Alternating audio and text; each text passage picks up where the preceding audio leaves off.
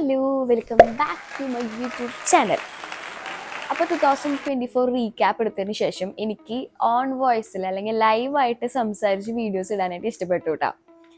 കാരണം എനിക്ക് സംസാരിക്കാൻ ഇഷ്ടമാണ്. അപ്പോൾ ഞാൻ ചോദിച്ചു എന്തിനാണ് വോയിസ് ഓവറൊക്കെ കൊടുക്കുന്നത്, അത് ഡബിൾ പണിയല്ലേ. ഇതാകുമ്പോൾ പിന്നീട് നമ്മൾ വോയിസ് ഓവർ കൊടുക്കേണ്ട ആവശ്യമൊന്നുമില്ലല്ലോ, എഡിറ്റ് ചെയ്യാനും സിമ്പിളാണ്.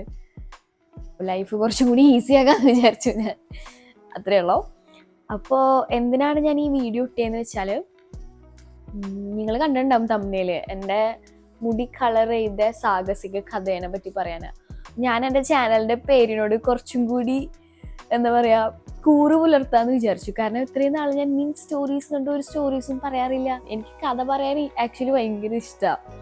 ഞാൻ എന്തുണ്ടെങ്കിലും എൻ്റെ ഫ്രണ്ട്സിൻ്റെ അടുത്ത് ഇങ്ങനെ പറഞ്ഞ് വെറുപ്പിക്കുന്ന ആളാണ്. എന്ന് വെച്ചാൽ ഞാൻ കുറച്ച് നിങ്ങളെ വെറുപ്പിക്കാം.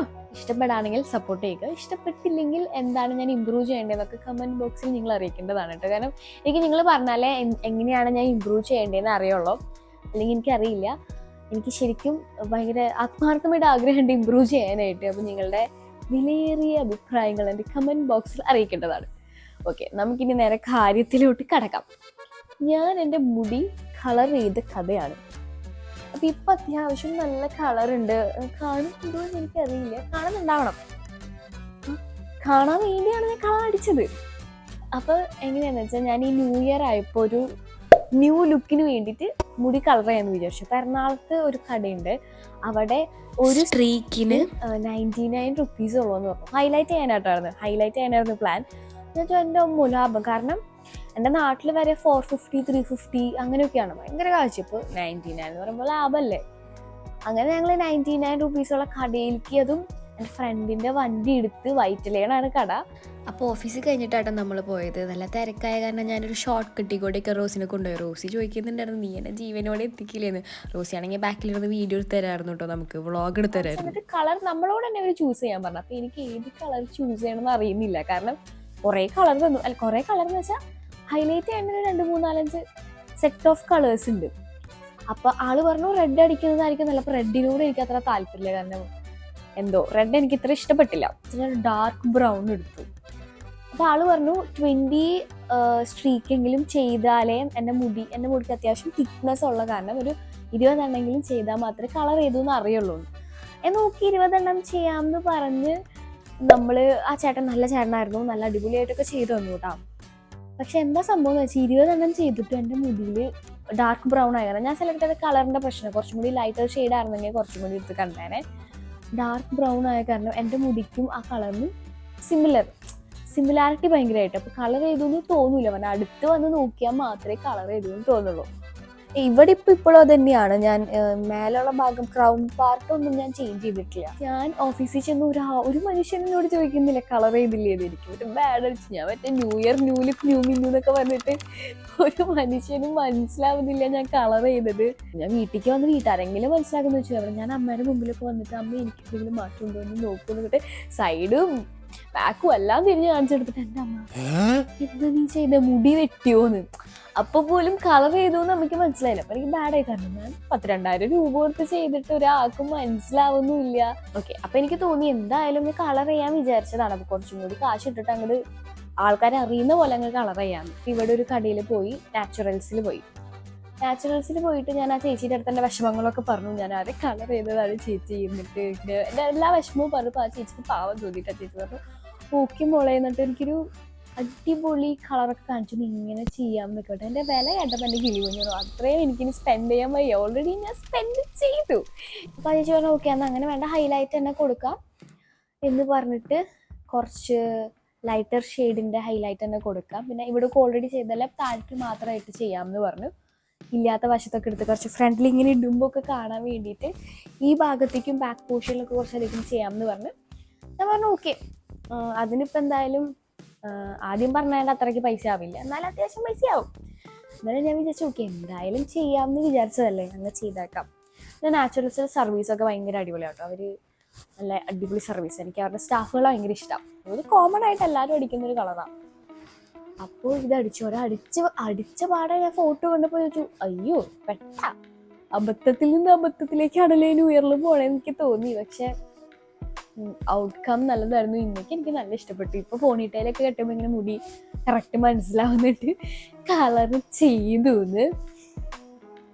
അപ്പം അതാണ് എൻ്റെ സാഹസിക കഥ. അങ്ങനെ 2 പ്രാവശ്യം തന്നെ എനിക്ക് കളർ ചെയ്യേണ്ടി വന്നു. പക്ഷെ എന്നാലും കുഴപ്പമില്ല, ഇപ്പം ഞാൻ ഹാപ്പി ആയിട്ടു. ഇപ്പം കണ്ടോ നല്ല അത്യാവശ്യം. ഇപ്പം കണ്ട ആൾക്കാർ ചോദിക്കും കളർ ചെയ്തില്ലേ എന്ന്. എനിക്കത് മതി. അതിന് വേണ്ടിയാണ് ഞാൻ ഈ കഷ്ടപ്പെട്ടതൊക്കെ. എൻ്റെ ലുക്ക് കുറച്ച് മാറിപ്പോലേ. ഓക്കെ, അപ്പം എന്താ പാഠം പഠിച്ചു ഞാൻ. എന്തായാലും കളർ ചെയ്യാൻ പോകുന്നതിനൊക്കെ മുമ്പ് നമുക്ക് തന്നെ ഒരു ഇത് വേണം, ഐഡിയ വേണം. ഓക്കെ, കളർ അടിച്ചാൽ കാണുന്ന കളർ അടിക്കണം എന്നുള്ളൊരു ഐഡിയ വേണം.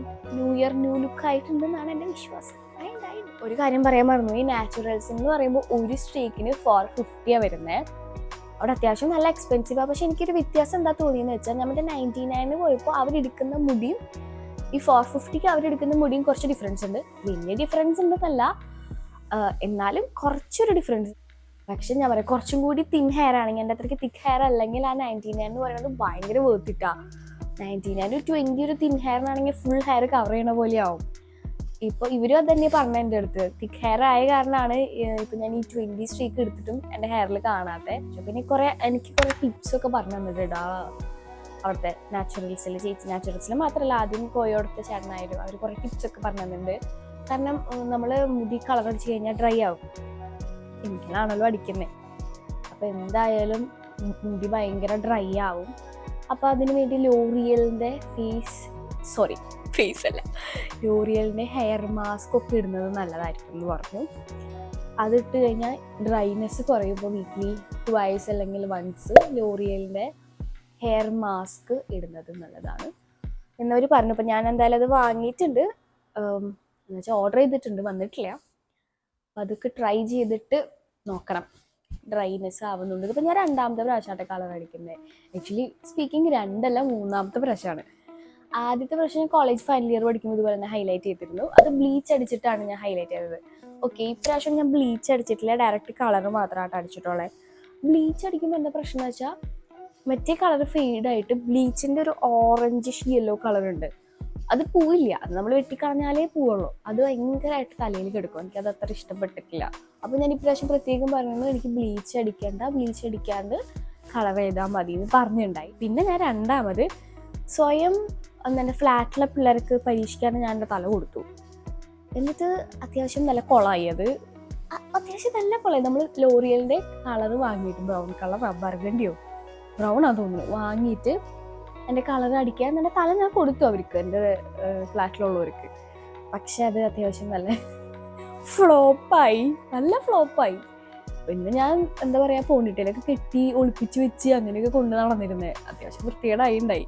പിന്നെ വെട്ടിക്കളഞ്ഞിട്ട് തന്നെ പോയേട്ടാ അതും. അല്ലാണ്ട് ഞാൻ വേറെ കവറപ്പ് ചെയ്യാൻ വേണ്ടി വേറെ കളറൊന്നും ചെയ്തില്ല. അന്ന് ഞാനത് സഹിച്ചു. അപ്പോൾ ഞാൻ അതിനുശേഷം ഞാൻ കളർ അടിക്കേണ്ട എന്ന് തീരുമാനിച്ചതായിരുന്നു. കാരണം മുടി ഭയങ്കരമായിട്ട് ഡ്രൈ ആയി.